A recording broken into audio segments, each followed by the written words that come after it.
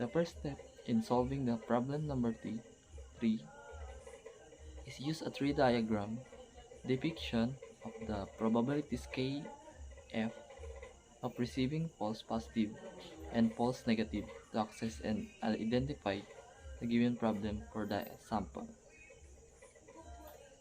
diagram. 1, 2, 3, go. So guys, upon checking this problem, the first step in solving this problem number 3 is use the tree diagram depiction of the probabilities Kf of receiving false positives and false negatives to access and identify the given problem for the sample diagram. Okay, let's assume that this A is there a difference between having COVID-19 and not having it in the given sample B, C, and D. When indicating the positive and negative outcomes of different tests, where the positive values are 0.05, 0.10, 0.15, and the negative values are 0.01, 0.02, 0.03, and so on. So, wherein 10% of samples arriving will contain COVID-19 viruses, which leaves us 90% of probability that the same do not certain or contain a virus. Under 90%, there is 0.05 probability the false positive for B positive. Under 90%, there is 0.05 probability of the false positive for B plus, 0.10 for C plus, and 0.15 for D plus test. And lastly, 10% of the sample contain presence of COVID-19 viruses. There is 0.01 probability of getting false negative for test B minus, 0.02 for the test C minus, and 0.03 for the test D minus. And for letter E, we arrive to continuously by simplifying and multiplying the values of P plus, C plus, and D plus under B minus, which is 90% of the sample does not have the presence of COVID-19 viruses, which equivalent to 0.000075. And in letter F, we get all the values B plus, we add and multiply the values of all the positive and negative probabilities and able to get the probability tested sample, which is 0.5891 that contains COVID-19 viruses. In question A, find the probability that the laboratory will falsely assume that the absence of COVID-19 virus in the sample. I, the laboratory is false assume the presence of COVID-19. And the solution of this question is I times B plus C plus D plus times the A minus. So upon expanding this solution, it will come I times B plus times A minus times I times C times O plus A minus times I times D times B plus C plus and A plus. So guys, upon getting this, the answer of this question is 0.15 times 0.10 times 0.15.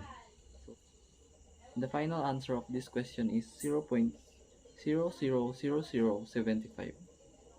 So next question is B. Find the probability of sample tested by the laboratory is reported to contain COVID-19 viruses.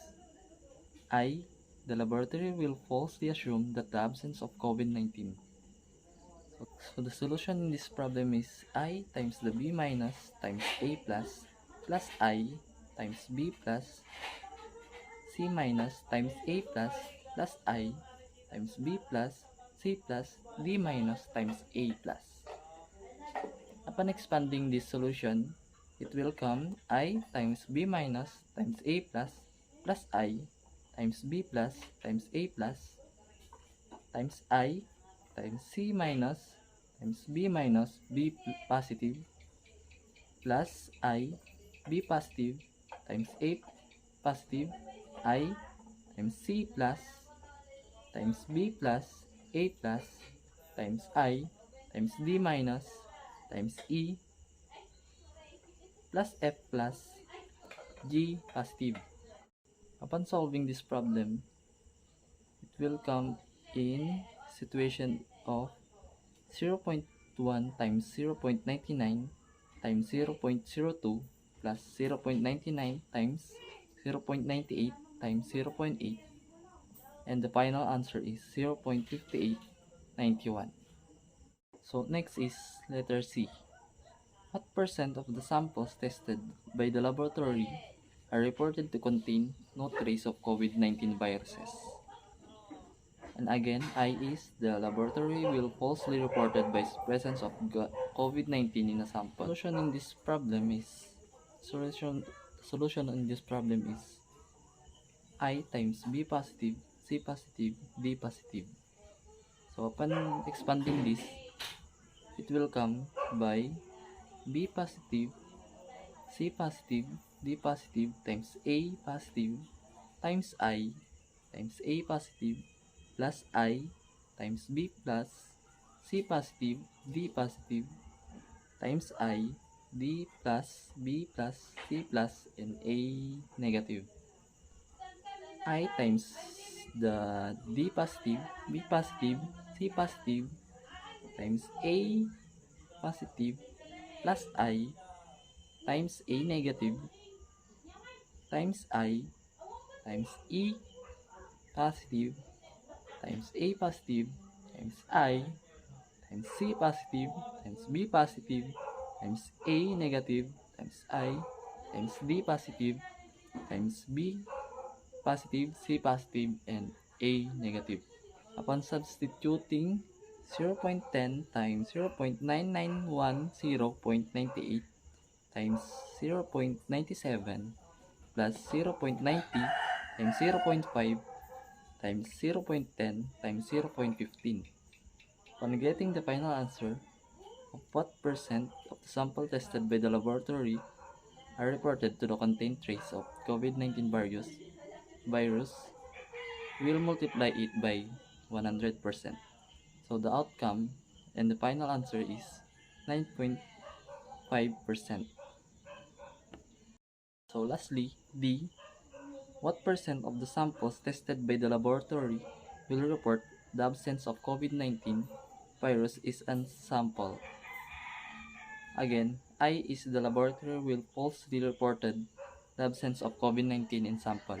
The solution in this problem is I times B negative U B positive C negative U B positive C positive D negative.